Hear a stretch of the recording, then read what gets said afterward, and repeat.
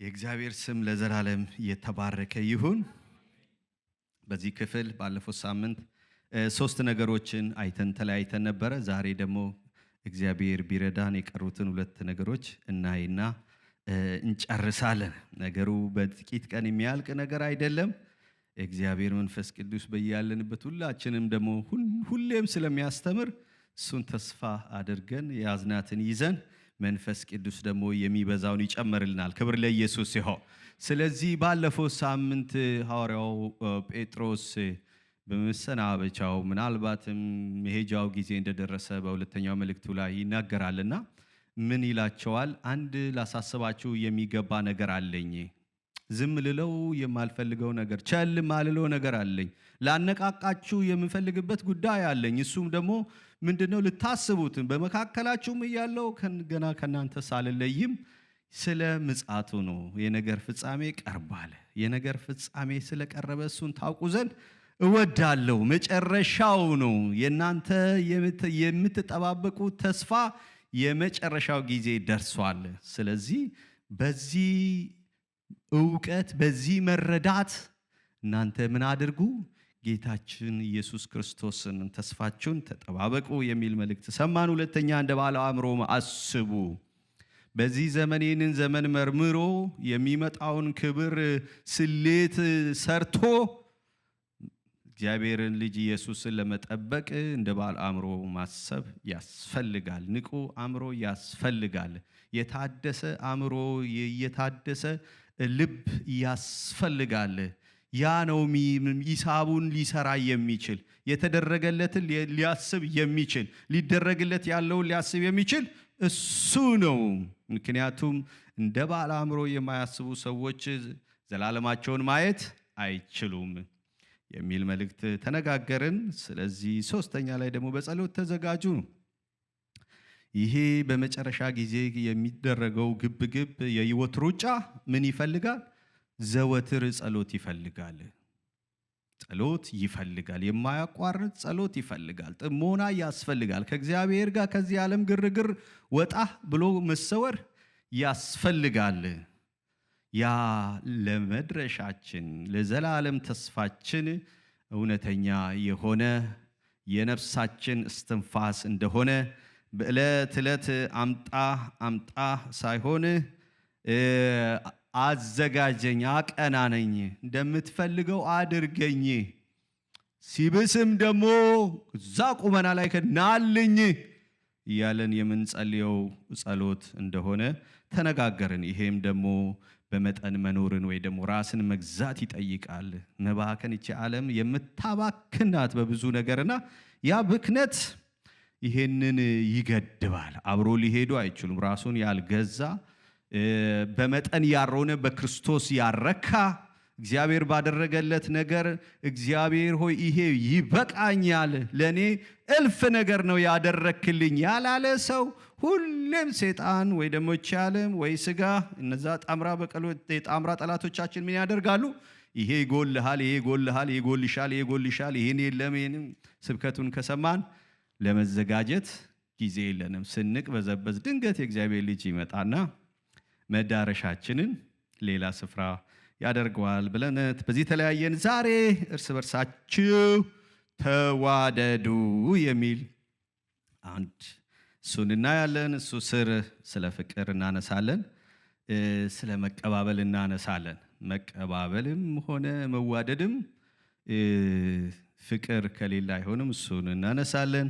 ሁለተኛና አራተኛ ወይ ደግሞ ያ ሶስተኛ አራተኛ ብትሉት ይሄንን አምስተኛ የጻፋችሁ ሰዎች እርስ በርሳችሁ እግዚአብሔር በሰጣችሁ ጸጋ ምን አድርጉ? አገልግሉ ነው። ማገልገል ነው። እንዴት እናገለግላለን? አንድ ሶስት ነገሮች እናነሳለን። ክብር ለኢየሱስ ይሁን። ስለዚህ ሐዋርያው ለምንድነው ስለ መዋደድ የሚነግራቸው የሚለውን ነገር ትንሽ ለማለት እፈልጋለሁ። ለምንድነው እንዲህ ይሄ የሚያስፈልገው ብለን ብናስብ እናንተም እንደምታውቁት መንፈስ ቅዱስ እንደሚመሰክርላችሁ የመጨረሻ ዘመን ትልቁ ተግዳሮት የፍቅር እጦት ነው።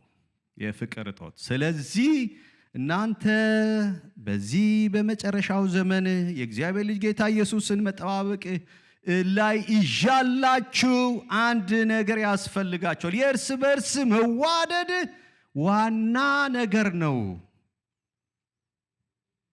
ይህንን ሊያሳስባቸው የፈለገበት ምክንያት ትንሽ ነገር ለማንሳት እንደው የመጨረሻ ዘመን የፍቅር ሁኔታ ምን ይመስላል የሚለውን ጌታ ኢየሱስ በማቴዎስ ምዕራፍ 24 ላይ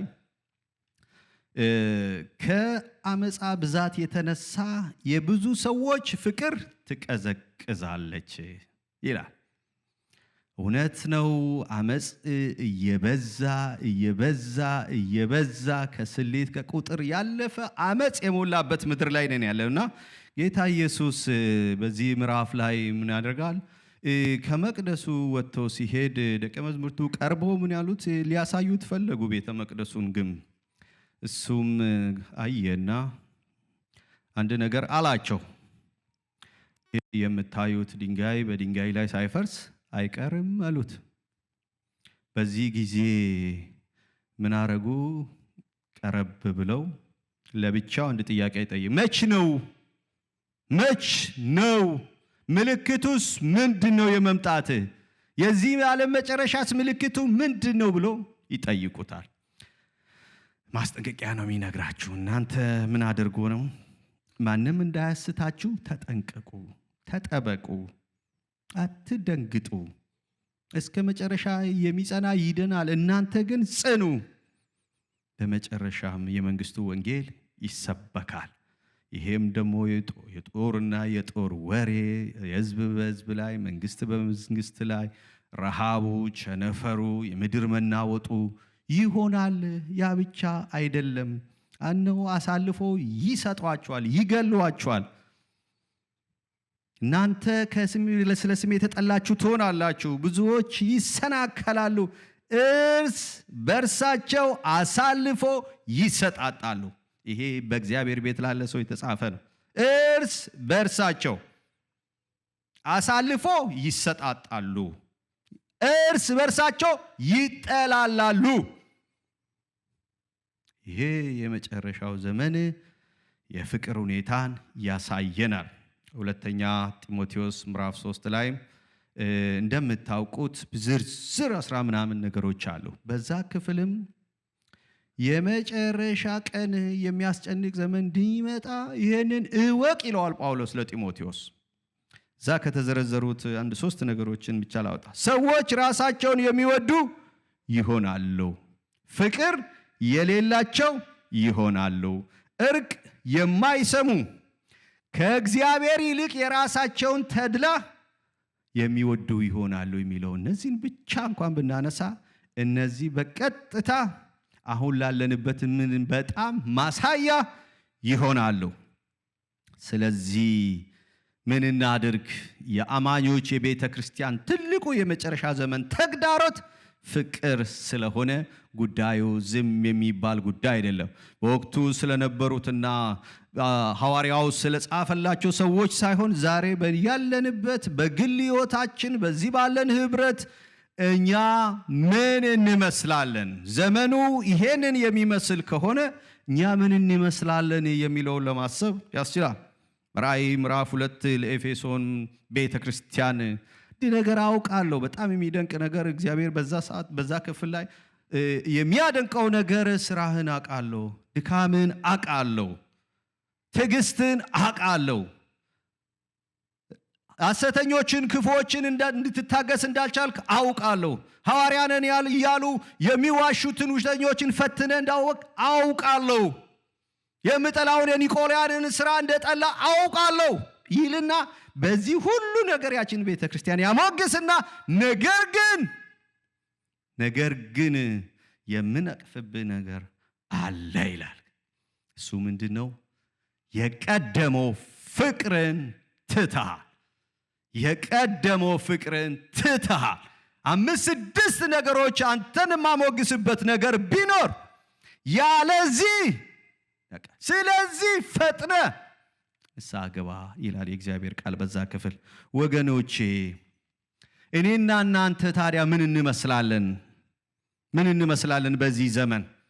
ፍቅር እዛ ይጠፋል፣ ይቀዘቅዛል። ነገር ግን እኛ ሰፈር ቀዝቅዟል ወይ ነው? እየጠፋ እየደበዘዘ ነው ወይ ነው? ፍቅር እየተከተልን ነው ወይ? ቃሉ እንደሚለው አጥብቀን እየያዝን ነው ወይ? ስለነሱ ሰምተን ከሄድን ብዙም ጥቅም የለው።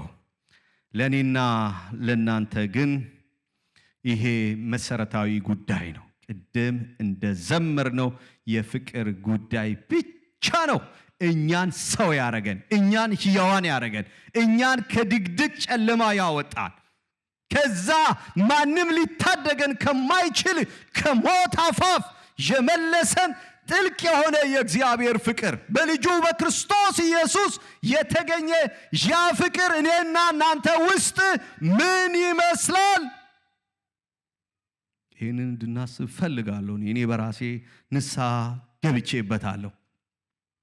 ምን እመስላለሁ? ጌታ ሆይ ከመስቀሉ በኋላ ከዚህ ፊት እንደተማርነው ምን ይመስላል?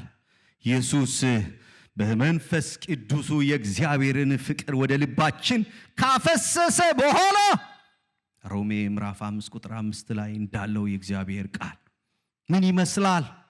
እናንተ ጋር ምን ይመስላል? ማንንም እንዲያይ አልፈልግም። ዛሬ እገሌ ትሻላለች፣ እገሌ ይሻላል አይደለም። ይሄ ንስሐ ልንገባ የሚገባበት ጉዳይ ነው። ይሄንን ማሰብ ያስፈልጋል። ምክንያቱም መዋደድ የሚባለው ቋንቋ ከዚህ በኋላ ነው።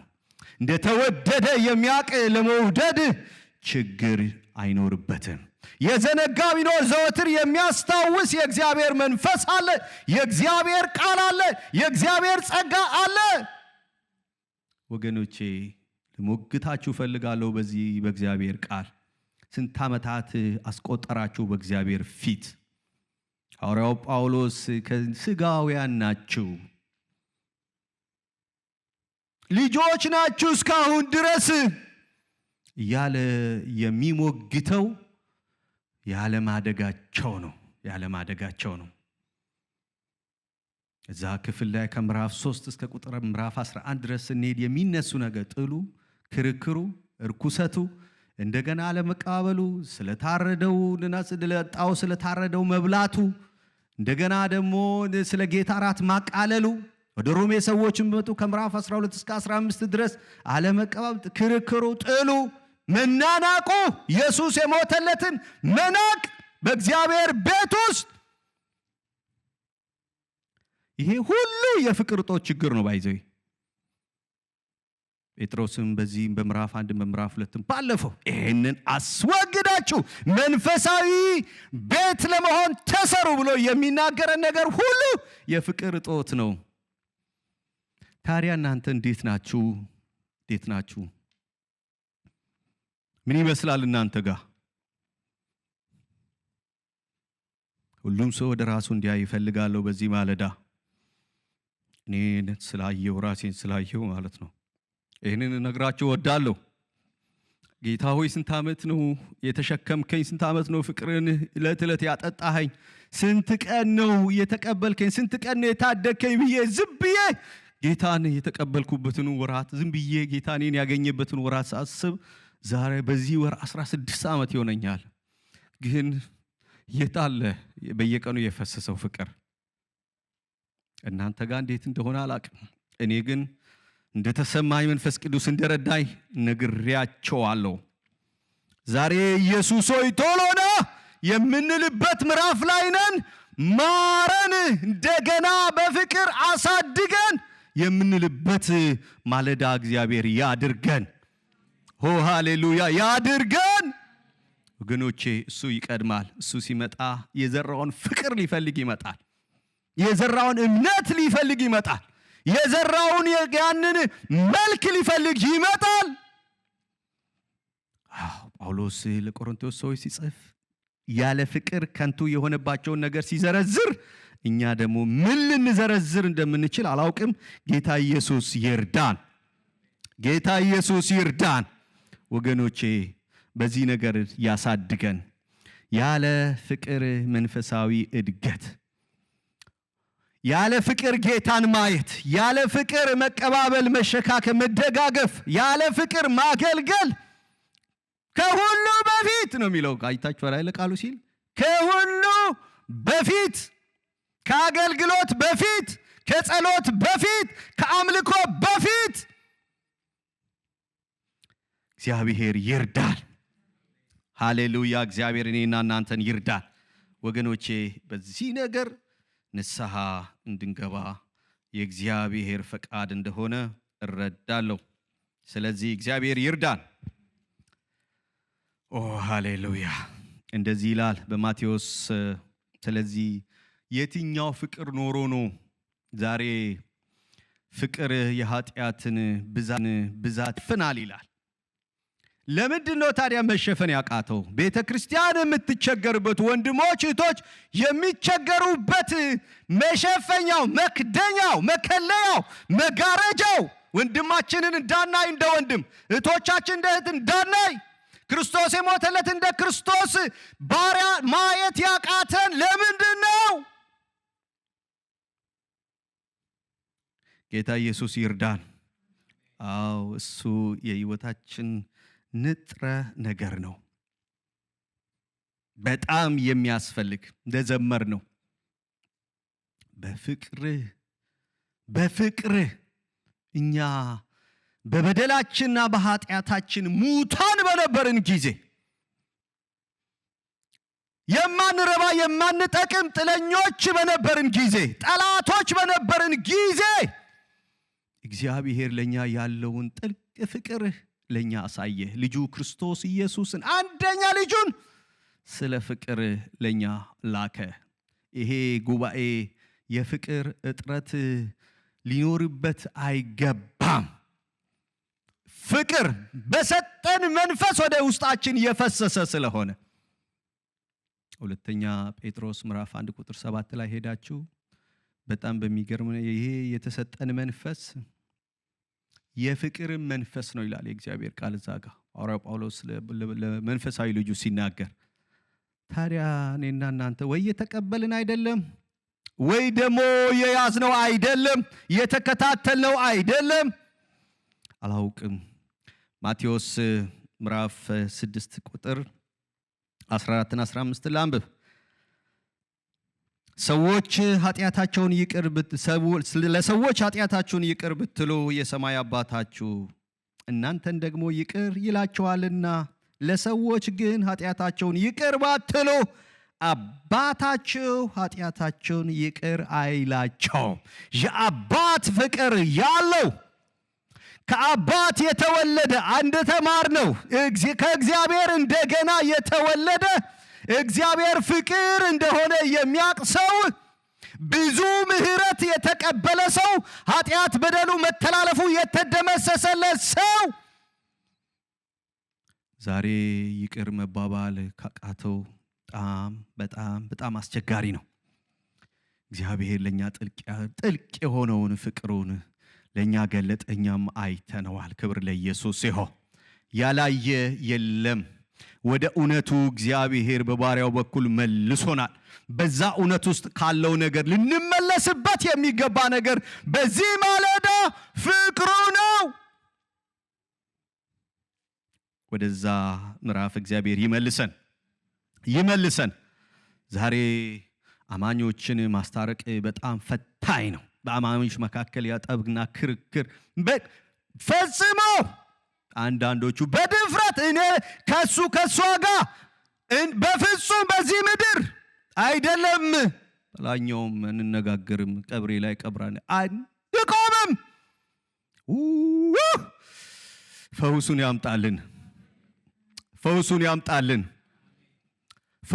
ያምጣልን። በዛ ከተሰማችሁ አሜን በሉ። ያው ፈውስ ያስፈልገናል። ጴጥሮስ ጌታ ኢየሱስን በማቴዎስ ምዕራፍ 18 ቁጥር 21 እስከ 22 ጌታ ሆይ ወንድሜ ቢበድለኝ ስንት ጊዜ ልተውለት? ስንት ጊዜ ምሕረት ላርግለት? 7 ጊዜ ነው አለው ይላል ጌታ ኢየሱስ። አረ አይበቃም ለወንድም 7 እንዴት ተደርጎ? ከዛስ በቃ 7ኛው ላይ ቆመ። ከዚህ በኋላ ወንድሜ አይደለህም እህቴ አይደለሽም እንደምንል ጌታ ኢየሱስ አስቀድሞ የሚያውቅ ይመስለኛል። አይደለም። እርሱ ግን መልሶ 7 ጊዜ 7 እንጂ 7 ጊዜ አልልህም። በቃ እነዚህን ጊዜዎች ሁሉ ያደረገ ምህረት ለሱ ባህሪ ይሆናል ማለት ነው። ለምዶ ይቀራል ማለት ነው። ያስለምደን ወገኖቼ። እንዲና እንዲህ አደረግሽኝ፣ እንዲና እንዲህ አደረግን እያልን እየቆጠርን እግዚአብሔር በየቀኑ ምንም ነገር እንዳልቆጠረብን መቁጠር እንድንችል እግዚአብሔር ይርዳን። ኦ ሃሌሉያ ይርዳን። እሱ ስለ ፍቅሩ ስናስብ ያ ይሆናል። ምሳሌ ምዕራፍ 10 ቁጥር 12 ጥል ክርክርን ታነሳለች ይላል። ፍቅር ግን ምን ታረጋለች? ኃጢአትን ሁሉ ትከድናለች። መክደኛውን እግዚአብሔር ይስጠን። የኛን የዘላለም ኃጢአታችን ከልጅነት እስከ ዕውቀት ከዘር ሐረግ የተመዘዘውን ኃጢአታችን በልጁ በክርስቶስ ኢየሱስ እንደከደነ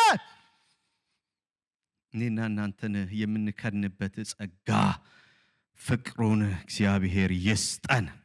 ስለዚህ አንደኛ ቆሮንቶስ ምዕራፍ 13 ላይ እንደምታውቁት የፍቅር ባህሪያት እዛ ጋር ተደርድረዋል።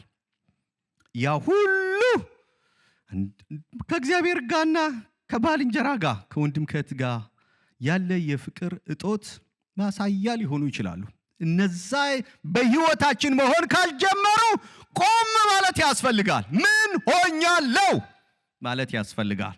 ጌታ ኢየሱስ ይርዳን። አዎ የማይገባውን የምናደርግ ከሆነ ከራሳችን ይልቅ የሌላውን የምንፈልግ ከሆነ በደል የምንቆጥር ከሆነ እግዚአብሔር ይርዳን። እግዚአብሔር እኔና እናንተን ይርዳ። ስለዚህ መክደኛው የመጀመሪያው ትእዛዝ ከእግዚአብሔር ጋር፣ ሁለተኛይቱ ትእዛዝ ከወንድም ከእህት ጋር፣ የሕግ ፍጻሜ የሆነው መክደኛው የኃጢአት የበደል የክፋት የአመጽ ማርከሻው የነጠረው የእግዚአብሔር ልጅ የክርስቶስ ኢየሱስ ፍቅር ነው። ጌታ ኢየሱስ ይርዳን። ኦ ሃሌሉያ ይርዳን። ስለዚህ ያ ፍቅር የሚባለው ነገር በሕይወታችን ከሌለ ያ በመንፈስ ቅዱስ ወደ ውስጣችን የፈሰሰው ክርስቶስ ኢየሱስ ጸጋና እውነትን ተሞልቶ በእኛ ውስጥ ፍቅር ካደረ የእግዚአብሔር የመንፈስ ቅዱስ የፍቅሩ መንፈስ ማደሪያ ከሆንን ያኔ ወንድምን ለማቀፍ አንቸገርም፣ እህትን ለማቀፍ አንቸገርም። ያስችላል። ያኔ ክብር ለኢየሱስ ይሁን። እርስ በርሳችሁ ተዋደዱ የሚለው ቃል ለኛ ትእዛዝ ነው። እስኪ ትእዛዝ ነው በሉ። የሚያዘን ደግሞ የእግዚአብሔር ቃል ነው። ዮሐንስ ምዕራፍ 13 ከቁጥር 34 እና 35 አነባለሁ። እንደዚህ ይላል፣ እርስ በርሳችሁ ትዋደዱ ዘንድ እንደወደድኳችሁ እናንተ ደግሞ እርስ በርሳችሁ ትዋደዱ ዘንድ አዲስ ትእዛዝ እሰጣችኋለሁ። እርስ በርሳችሁ ፍቅር ቢኖራችሁ ደቀ መዛሙርቴ እንደሆናችሁ ሰዎች ሁሉ በዚያው ያውቋችኋል ይላል። ክብር ለኢየሱስ ይሁን። ማንደው እኔ እንደወደድኳችሁ እንደተቀባበልነው ሳይሆን እንደተጠጋጋነው ሳይሆን በፍቅሩ ወደ ልጁ መንግስት እንዳፈለሰን ወደ አብ እንዳቀረበን በዛ ፍቅር እንድትዋደዱ ይህንን ትእዛዝ ሰጣችኋለሁ ይላል እግዚአብሔር ቃል። ኦ ሃሌሉያ። መታዘዝ ይሁና፣ መታዘዝ ይሁና። አዎ መታወቂያችሁ ናት። አይገርምም? የእግዚአብሔር ልጅ መሆናችንን እንዲሁ አይተው ያነ ጴጥሮስን አይተው አንተ ከሱ ጋር ነበርክ እንደተባለ ማለት ነው። በምናችሁ? በፍቅራችሁ። እግዚአብሔር ይርዳን፣ እግዚአብሔር ይርዳን፣ እግዚአብሔር ይርዳን። ወገኖቼ ጌታ ኢየሱስ ይርዳን። በአንደኛ ተሰሎንቄ ምዕራፍ 4 ቁጥር 9 ላይ እናንተ እርስ በርሳችሁ ትዋደዱ ዘንድ ከእግዚአብሔር ተምራችኋል ይላል እግዚአብሔር ቃል። ከማ? ከእግዚአብሔር ከሆነ አካል ሳይሆን ከእግዚአብሔር ተምራችሁታል። አስፈላጊ ከሆነ ስለ ፍቅር ሊጽፍላችሁ ማንም አያስፈልጋችሁም። ከራሱ ከፍቅሩ ምንጭ ጠጥታችኋል። እግዚአብሔር ይርዳን። እስኪ አሜን በሉ። አዎ በወንድማማቾች መዋደድ እርስ በርሳችሁ ተዋደዱ፣ ተከባበሩ ይላችኋል ሮሜ ምዕራፍ 12 ቁጥር 10 ላይ። ምክንያቱም ከሁለት ምዕራፍ በኋላ ሲነቃቀፉ ታያላችሁ። ሲንቁ፣ ክርስቶስ የሞተለትን ሲንቁ፣ ወንድሞቻችን እህቶቻችን በፊታችን ከቀለሉ ከናቅናቸው ወየውልኝ ብሎ ቆም ማለት ያስፈልጋል። እግዚአብሔር ይርዳን። ማንም አይደለንም እኛ ከክርስቶስ ውጪ። ማንም ሰው የሆነ ቢኖር የደረስንበትን ነገር ብንደርስ የሆነው ነገር ሁሉ በክርስቶስ ኢየሱስ ነው የሆነው። ክብር ለእርሱ ይሁን። ስለዚህ እንደዚህ እናድርግ። አንደኛ ጴጥሮስን ላንብብላችሁ ምዕራፍ 1 ቁጥር 22 እንደዚህ ይላል። እንዴት መዋደድ እንዳለብን ይናገራል። በዚህ ክፍል እንዳነበብ ነው። እንደገና እዚህም እንደዚህ ይላል። ምዕራፍ 1 ቁጥር 22 የእግዚአብሔር ስም ለዘላለም ይባረክ። በእውነት እየታዘዛችሁ ግብዝነት ለሌለበት ወንድማማች መዋደድ ነፍሳችሁን አንጽታችሁ እርስ በርሳችሁ ከልባችሁ አጥብቃችሁ ተዋደዱ። ዳግመኛ የተወለዳችሁት ከሚጠፋ ዘር አይደለም፣ በሕያው ለዘላለም በሚሆን በእግዚአብሔር ቃል ከማይጠፋ ዘር። አያችሁ፣ ይሄ ፍቅር የሚባለው ይሄ ወንድማማችነት የሚባለው እንደገና በልጁ በክርስቶስ ኢየሱስ ደም በተረጨው ላይ ነው። እንደገና በተወለደው ላይ ነው። በዚህ ነገር ማደግ ያስፈልጋታል ቤተ ክርስቲያን። እግዚአብሔር ይርዳን። ስለዚህ ከሁሉ በላይ ከልባችሁ አንደኛ ጢሞቴዎስ ምዕራፍ 1 ቁጥር 5 ላይ ከንጹህ ልቦና ይላል። ካልተበረዘ ከሁኔታ ጋር ምን አረገችልኝ ምን አረገልኝ እሷን ብሎ የማያስብል ከንጹህ ልብ የመነጨ ከበጎ ሕሊና ምንም ያልተበረዘ በዛ በታደሰ አእምሮ የሆነ በዛ ሐሳብና በዛ ስሌት ምን ማድረግ ያስፈልጋል? መዋደድ ያስፈልጋል። ወገኖቼ እግዚአብሔር እኔና እናንተን ይርዳ። እኛ ጌታ ኢየሱስ በማቴዎስ ምዕራፍ 5 ከቁጥር 43 ጀምሮ እውነት እውነት እላችኋለሁ ምን እንደሆነ ባልንጀራን ውደድ እንደተባለ ሰምታል፣ ጠላትን ጥላ። እኛ ወንድሞችን ለመውደድ የተጠራን ሰዎች አይደለም። አፍተሮል እሱ በጣም ሊታሰብበት የሚገባ ጉዳይ ሊሆን አይችልም። የሚጎዱንን፣ መከራ የሚጨምሩብንን፣ የሚያሳድዱንን፣ የሚያጠፉንን እነሱ ላይ ብንቸጋገር ደስ ባለን ነበር። እግዚአብሔር እንዴት ሐሴት ባረገ ነበር። ለዛን የተጠራችሁት እናንተ ከፈለገ አስፈላጊ ከሆነ መጠራታችሁን አስቡ እያለ ነው። እኔ የጠራዋችሁ የሚወዳችሁን ብትወዱ ምን ብድራት አላችሁ ነው። እግዚአብሔር ይርዳን። እግዚአብሔር ይርዳን። ስለዚህ እርስ በርሳችን መዋደድ ግድ ነው። እንደዚህ ሆነ። በልቤም እንደመጣ አላቅም። ቀድሜ በማመልክበት ቤተክርስቲያን አዳጊ ቤተክርስቲያን ከከተማው ውጪ ነበረንና ከሙሉ ጊዜ አገልጋዮች ጋር በሞተር ወጣ ብለን እናገለግላለን። ከዛ በኋላ ድንገት ሁለቱ አካባቢ ቦርደር የሚባል ምን ቦርደር ልበለው በቃ አንድ ላይ የኖረ ህዝብ ነውና ተጣሉ። ግጭት መጣ። በአዛብ ልክ ቤተክርስቲያኒቱ ሁለት ቦታ ተከፍላ ሁለቱም መካከል የጸጥታ ኃይል ቆመ። እንዴት የሚያሳዝን ነገር ነው።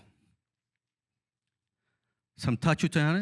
በቤተክርስቲያን አንተ የገሌ ወገን አንተ የገሌ ወገን ተብሎ ሁለት ቦታ ተካፍሎ ከማያምኑት ከቁጣ ልጆች እኩል የጸጥታ ኃይል መካከል ቆመ። ማገልገል እስከማይቻል ድረስ ማለት ነው። እግዚአብሔር ይርዳን።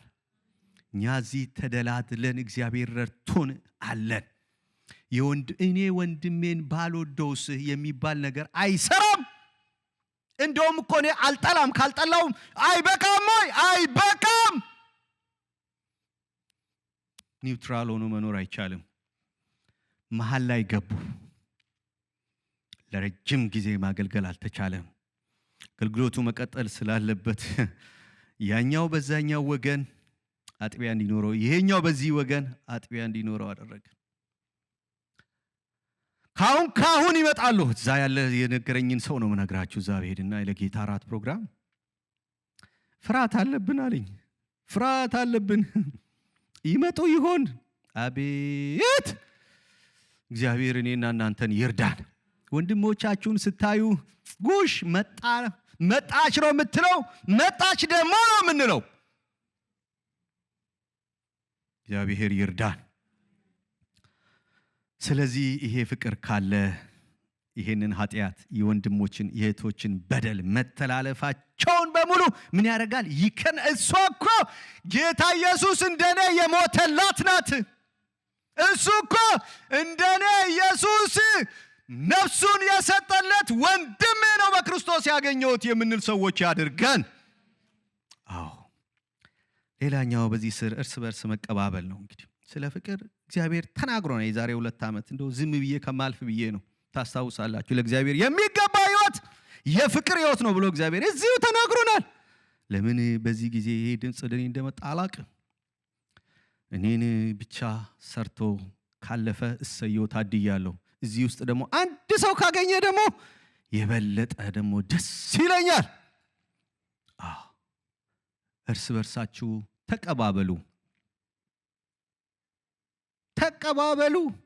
ይህንንም ተምረናል። ለእግዚአብሔር የሚገባ ህይወት የመቀባበል ህይወት ነው። መቀባበል ላይ ምናልባት ረፍት ወተን ይሆን ተመልሶ የመጣ ድምፅ አላቅም። እግዚአብሔር ይርዳን። እግዚአብሔር ይርዳን ወገኖቼ። እኔን ይታደገኝ፣ በዚህ በክፉ ዘመን እኔን ያስመልጠኝ። ወንድሞቼን ሳይ በደንብ ሴት ማድረግ እንድችል እግዚአብሔር እኔን ይስራኝ። አዎ ይሻለናል። እዚህ ሀገር ስመጣ በጣም የታዘብኩት ነገር ወጣ ስትል ወደ ግሮሰሪ ብሊንክ ፈገግታ ብሊንክ ነው የሚደረገው ይልና ድርግም ወይ መድኃኒዓለም ምን አይነት ሀገር ነው ያስባለኝ። እኔ ከየት እንደመጣው ስለምታውቁ ማለት ነው። እንደዛ ነው የኛ። እንደዛ ከሆነ ቆም ማለት ያስፈልጋል።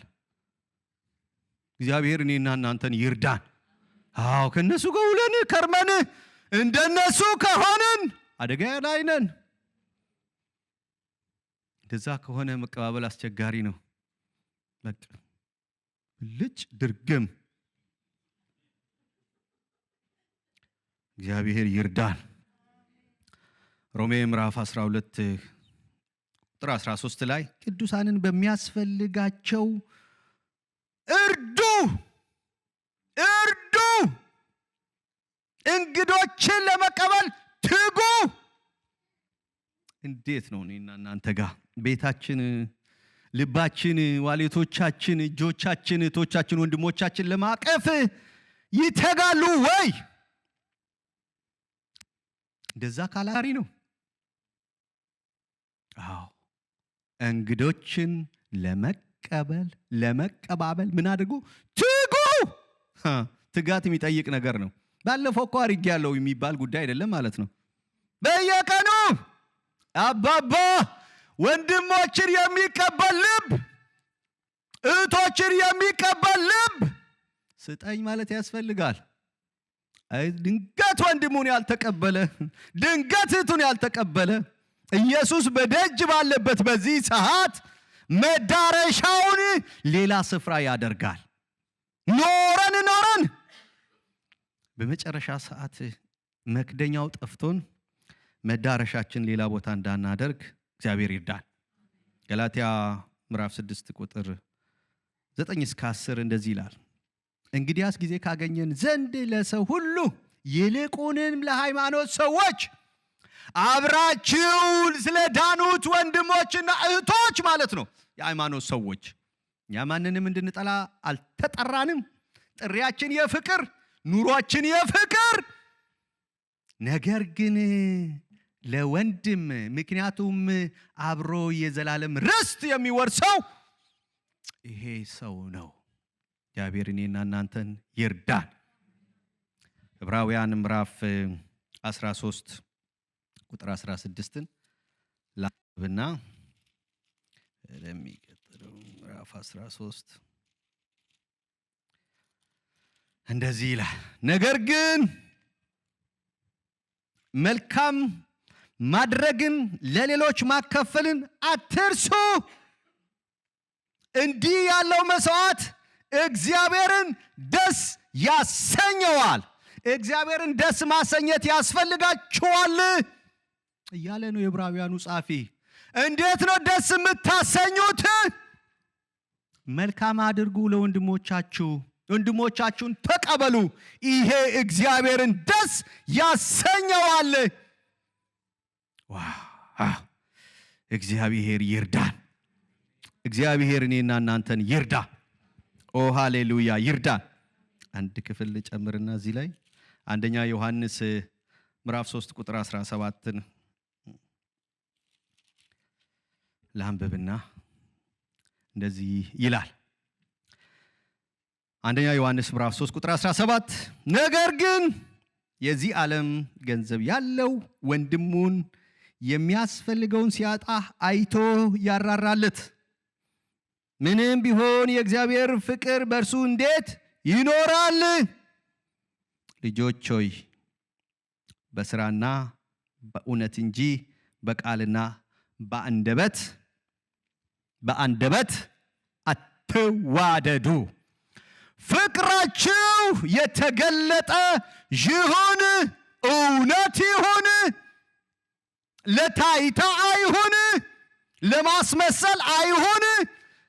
እምነት የሌለው የማይሰራ እህቴ ወንድሜ ብለን በቁልምጫ እየተጠራራን በክፉ ቀን ሮሜ እምነት ለደከሙት ይላል ለነሱ ትጉላቸው። አለፈው ጸሎት ለራስም ነው ለቅዱሳን ሁሉ ነው። አለፍ ሲል እንደውም ሐዋርያው ሲናገር ለነገስታት ሁሉ እያለ ይዘረዝራል፣ ለመኳንንቶች ሁሉ ይላል። እግዚአብሔር እኔና እናንተን የተግባር ሰው ያድርገን። ከመናገር ያለፈ ነገር እግዚአብሔር በሕይወታችን አድርጓል። ቆጥረን የማንጨርሰው ውለታ አለብን። ቅድም እንደዘመር ነው ተቀበለኝ፣ በፍቅር እጆቹ ከፍ ከፍ አደረገኝ። ኤፌሶን ምዕራፍ 2 ላይ የእግዚአብሔር ቃል ግሩም ነገር ይናገራል። ከምሕረቱ ባለጠጋነት የተነሳ ከወደደን ከታላቅ ፍቅሩ የተነሳ ከክርስቶስ ጋር ሕይወትን ሰጠን ይላል። ከክርስቶስ ጋር አስነሳን ይላል። ከክርስቶስ ጋር በሰማያዊ ስፍራ በአብ ቀኝ አስቀመጠን ይላል። የሰው ልጅ ሰዎችን ሊያገለግል ነፍሱን ቤዛ ሊያደርግ ነው የመጣው እንጂ ሊገለገል አይደለም። ወገኖቼ እኔን ያዳነኝና አጠገባችሁ ያቆመኝ እናንተን ደግሞ እኔ አጠገብ ያቆመ ጌታ ኢየሱስ ለዘላለም ይባረክ። ነገር ግን ለዓላማ ነው። ዓላማውን ማድረግ ይሁንልን። ማቴዎስ ምዕራፍ 25 ቁጥር 40 ላይ እንደዚህ የሚል ቃል አለ። እውነት እላችኋለሁ ከሁሉ ከሚያንሱ ከነዚህ ወንድሞች ለአንዱ እንኳን ስላደረጋችሁት ለኔ ያደረጋችሁት እላችኋለሁ።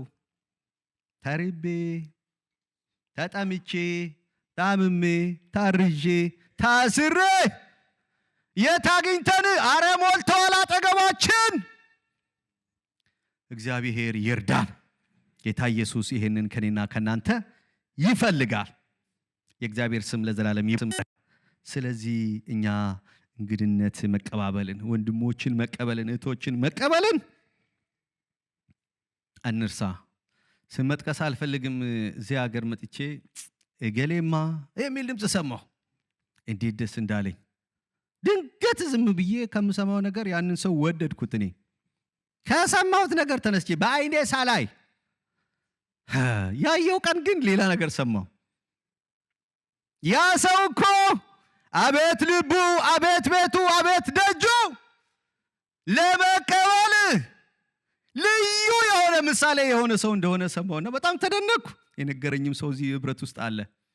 በስመ አብ ለካ በመገለጥ ነው የወደድኩት አልኩታ። ያን ሰው አመናፈስኩት። ለካ ሳላቅ በመገለጥ ነው ያንን ሰው የወደድኩት አልኩኝ። እግዚአብሔር የሷን ጸጋንን ምስክርነት በህይወታችን ያብዛ።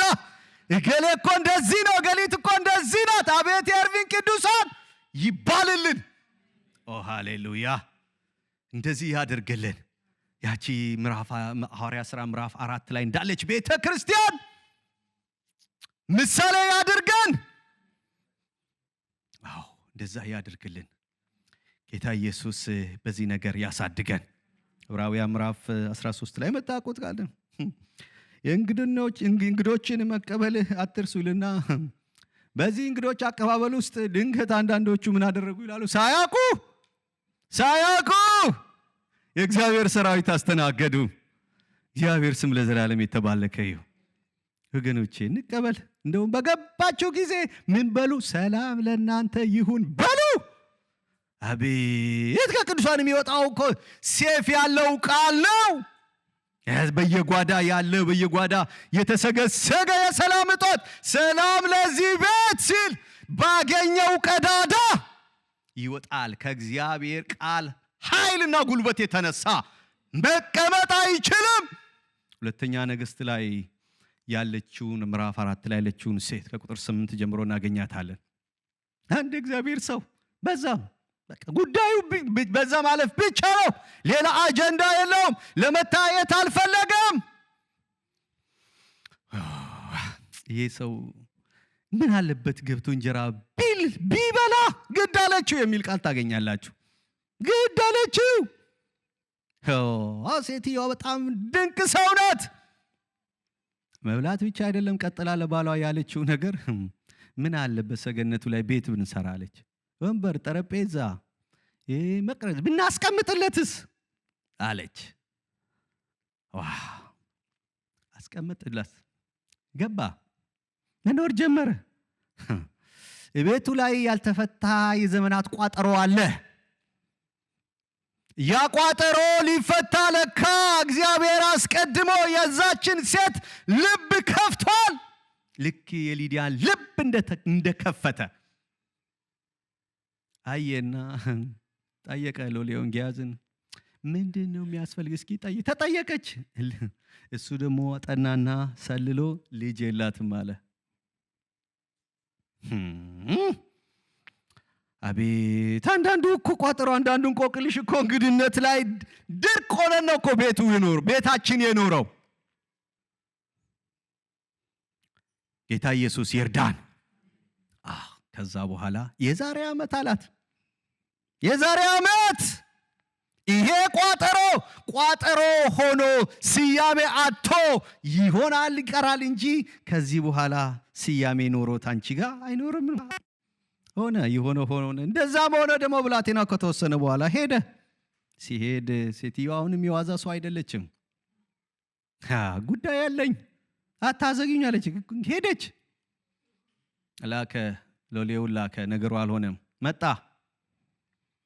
ከዛ በኋላ አስጠራትና ውሰጂው አላት። ክብር ለኢየሱስ ይሁን። እንደዚህ መቀበል አለ። ኢዮብ በምዕራፍ 31 ላይ መጻተኛ ግን ሜዳ አያድርም ነበር ይላል።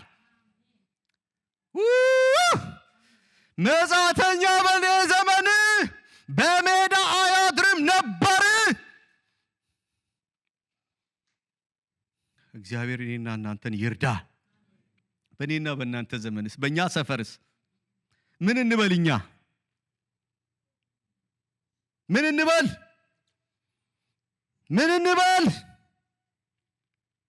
ደጄ ለመንገደኞች ክፍት ነበር ይላል።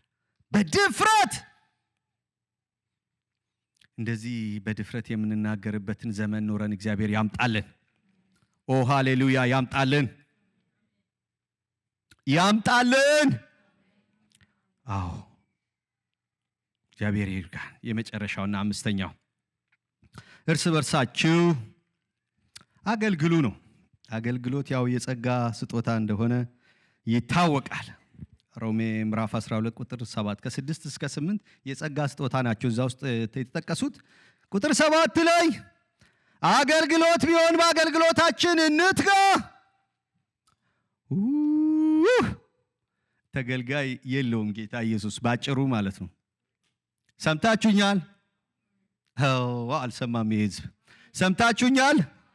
ጌታ ኢየሱስ ተገልጋይ የለውም። አድኖ ሁሉንም ካህንና ንጉሥ ነው ያደረገው። ወልዶ አሳድጎ ንዛው ቁጭ እንዲል ያደረገው ልጅ የለውም። በአባቴ ቤት ብዙ ስራ አለ ይላል። ምናልባት ከኛ ድካም ከኛ ስንፍና የተነሳ ነው እዚህ ስለቆምኩ እየተመጻደቅኩባችሁ እንዳልሆነ መንፈስ ቅዱስ ይመሰክርላችኋል። አገልግያለሁ ብዬ ለመናገርም የኔን እድሜ ያገለገሉ ባሉበት ጉባኤ ቆሞ አያምርም። ነገር ግን እግዚአብሔር ይርዳን። እግዚአብሔር ቃል እንደሚናገረው በዚህ ክፍል ላይ ምን ይላል? እንደ ተቀበላችሁት ልዩ ልዩ የልዩ ልዩ የጸጋ ስጦታ መጠን የሚለውን ያዙት። መጠን የሚለው ነገር በጣም ያስፈልጋል። እግዚአብሔር ወለደን፣ አሳደገን፣ ጸጋውን አፈሰሰ። ባለፈው ሳምንት እንደውም እኔ አሁን ብዙ መናገርም አይጠበቅብኝም። እግዚአብሔር ወደ እውነቱ መለሰን። ለእውነቱ የሚመጥን የህይወት አኗኗር አሳየን። ለዛ የሚመጥን አኗኗር ደግሞ የሚያኖረንን እግዚአብሔር ተናገረን። ከዛ በኋላ እንዴት ነን ነው? እኛ እንዴት ነን? ያጸጋ ስጦታ ለቤተ ክርስቲያን የተሰጠው ራሳችን የምናሳይበት አይደለም፣ ራሳችን የምናሳድግበት አይደለም። ጌታ ኢየሱስ እኔና እናንተን ይርዳን። ማን ነው የሚታየው? አለ ጸጋ ስጦታ መንፈስ ቅዱስ። እንግዲህ ስለ መንፈስ ቅዱስ ስለተማርን ብዙ ማውራት አይጠበቅብኝም። ያንን የእውነት ቃል ሰምቶ የዳነ ሰው መንፈስ ቅዱስን ተቀብሏል።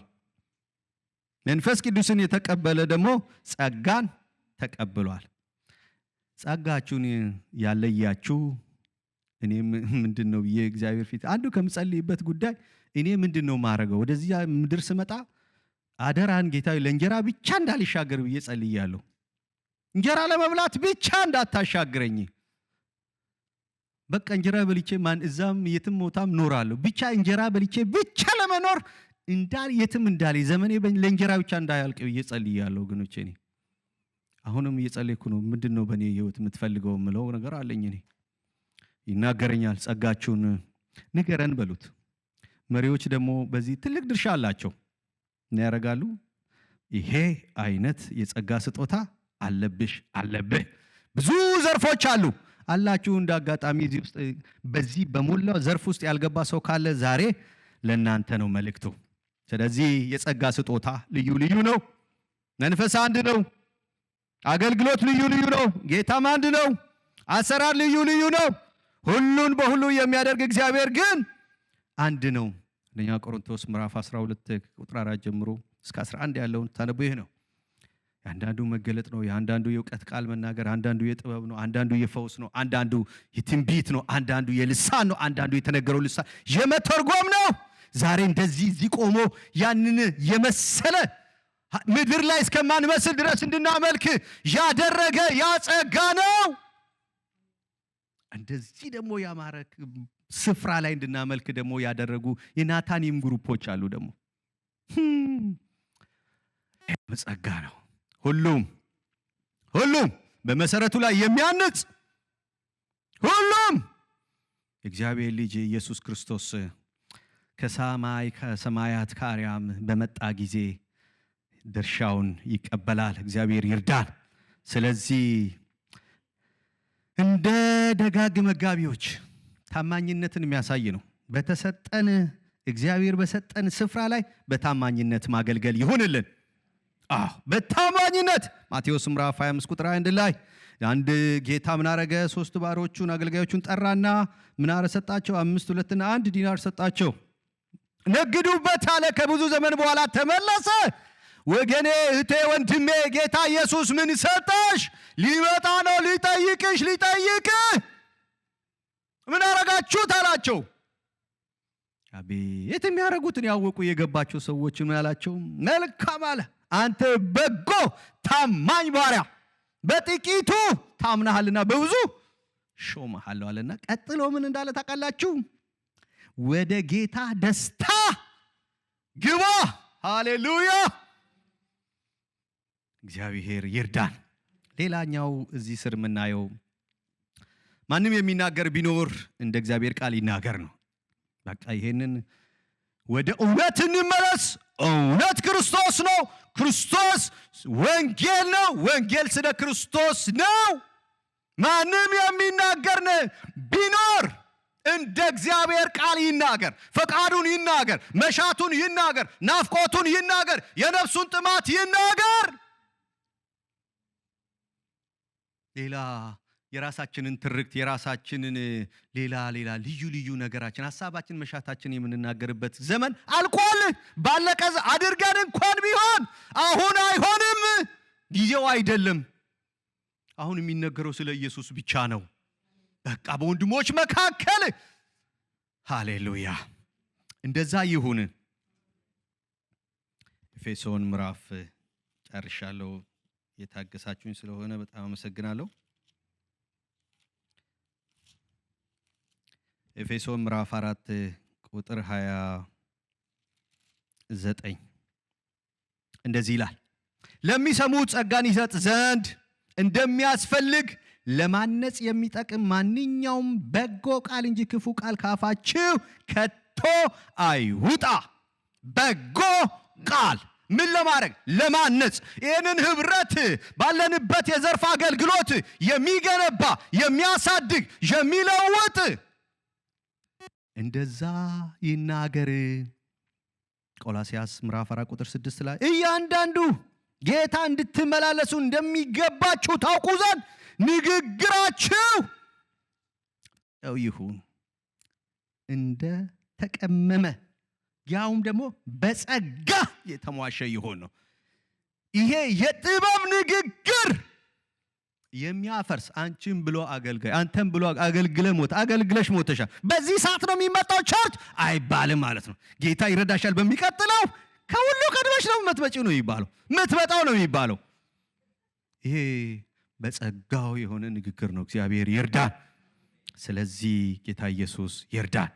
የመጨረሻው የሚያገለግል ቢሆን እግዚአብሔር በሚሰጠኝ ኃይል ነው ብሎ ያገልግል ነው። ማንም የትኛውም ዘርፍ ውስጥ ቢኖር ከራሱ እንዳልሆነ ማወቅ ከሱ ይጠበቃል። አለበለዚያ ትምክህት ትመጣለች፣ መታበይ ይመጣል፣ ትዕቢት ይመጣል። ለትዕቢተኞች እግዚአብሔር ጸጋን አይሰጥም። ስለዚህ በዛ ትዕቢታቸው ህብረትን ያፈርሳሉ፣ በዛ ትምክህታቸው ሌሎችን ይንቃሉ። እኔ እኮ እንደዚህ ነኝ እንዳለው እንደዛ ሰውዬ ማለት ነው። ሊጸልይ እንደዚህና እንደዚህ አድርጌያለሁ ሲል ያኛው ደግሞ በተቃራኒው እንደውም እኔ ወደ ላይ ማየት የሚቻለኝ ሰው አይደለሁም የሚባለው ብቆም በእግዚአብሔር ቆምኩኝ፣ ብናገር በእግዚአብሔር ተናገርኩኝ፣ ብዘምር በእግዚአብሔር ዘመርኩኝ፣ አዜምኩለት፣ ተቀኘውለት፣ ቤቱን ባጸዳ በሱ ነው ማለት ያስፈልጋል። የማንም ትከሻ አይታይም። በመጨረሻ ዘመን ኢየሱስ ብቻ ይታያል። ሃሌሉያ! ኢየሱስ ብቻ ይታያል። አዎ ክንዴ ይሄንን አረገች፣ ጉልበቴን አረገች፣ ብስለቴን፣ ጥበቤን፣ ቀላጤነት ይሄንን አደረገ የማይባልበት የእግዚአብሔር ጸጋ። ስለዚህ ሮሜ ምዕራፍ 11 ቁጥር 36 ላይ ሁሉ ከርሱ በርሱ ለርሱ አንድ ክፍል አነብና ጨረስኩ። አንደኛ ቆሮንቶስ ምዕራፍ 15 ቁጥር 11 አነብና ጨርሳለን። ዳሽ ነገር እግዚአብሔር እንደተናገራችሁ ተስፋ አደርጋለሁ። አንደኛ ቆሮንቶስ ምዕራፍ 15 ቁጥር እንግዲያስ እኔ ብሆን እርሱም ቢሆን እንዲሁ እንሰብካለን፣ ታዲያው እንዲሁ አምናችኋል ይላል። ክብር ለኢየሱስ ይሁን። ቁጥር 11 ነው ያነበብኩት፣ ይቅርታ። ነገር ግን ይላል በሚሰጠን፣ እንደዚህ ብዬ ላንብብ፣ ይቅርታ። ነገር ግን በእግዚአብሔር ጸጋ የሆንኩኝ እኔ ነኝ፣ ለእኔም የሚሰጠኝ ጸጋው ከንቱ አልነበረም። ከሁሉ ይልቅ ግን ደከምኩ ይልና ቺን የፈለግኩት፣ ዳሩ ግን ከኔ ጋር ያለው የእግዚአብሔር ጸጋ ነው እንጂ እኔ አይደለሁም አለ። ሃሌሉያ! የሚያቆመው እግዚአብሔር ጸጋ ብቻ ነው። እግዚአብሔር ይርዳን። ስለ በጎ ፍቃዱ መፈለግንም ማድረግንም በእናንተ የሚሰራ እግዚአብሔር ነው ይላል ፊልጵስዩስ ምዕራፍ 2 ቁጥር 13 ላይ። ወገኖች በራሳችሁ ምንም ልታደርጉ አትችሉም። ስለዚህ ቅዱሳንን ለማገልገል ትጉ። ቅዱሳንን ስላገለግላችሁ እስካሁንም ስለምታገለግሉ ያደረጋችሁትን ስራ፣ ስለ ስሙ ያሳያችሁትን ፍቅር ይረሳ ዘንድ ብድራት አለ፣ ሽልማት አለ። ድኖ ወደ እግዚአብሔር መንግስት መግባት ብቻ ሳይሆን ሽልማት አለ። ክብር ለኢየሱስ። ይሄ ሁሉ ሲሆን ግን ይላል መጨረሻ ላይ፣ ይሄ ሁሉ ሲሆን ምን ይሆን ነው ይላል? እግዚአብሔር አብ አባት በልጁ በክርስቶስ ኢየሱስ ይከብር ዘንድ ነው። ለእግዚአብሔር ክብር መገለጫ ያድርገን። ሃሌሉያ! እኔና እናንተን የእግዚአብሔር የክብሩ መገለጫ ያድርገን። አዎ፣ ዘመኑን ብናቅ፣ እንደ ባለ አእምሮ ብናስብ፣ በጸሎት ብንተጋ፣ ራሳችንን ብንገዛ፣ ብንቆጣጠር በመንፈስ ቅዱስ እንደተማርነው እርስ በርሳችን ብንዋደድ፣ የፍቅር ሰዎች ብንሆን፣ ፍቅርን ብንከታተል፣ ፍቅርን ብንይዝ፣ ፍቅርን አጥብቀን ብንይዛት፣ እንደውም የእግዚአብሔር ቃል በእግዚአብሔር ፍቅር ራሳችሁን እየጠበቃችሁ ነው የምትጠባበቁት ይላል። እንደዛ ቢሆን አሁን እርስ በርሳችን ብናገለግል የሚከብረው ማን ነው? በልጁ በክርስቶስ ኢየሱስ እግዚአብሔር አብ አባት ይከብር ዘንድ ነው። ለክብሩ መገለጫ ያደርገን። ሃሌሉያ! ስለዚህ እንደዚህ ያደረግን ጌታ ኢየሱስን መጠበቅ ይሁንልን። ጊዜ ወስጃለሁ። ተባረኩ። ጌታ ኢየሱስ ይባርካችሁ። እንጸልይ።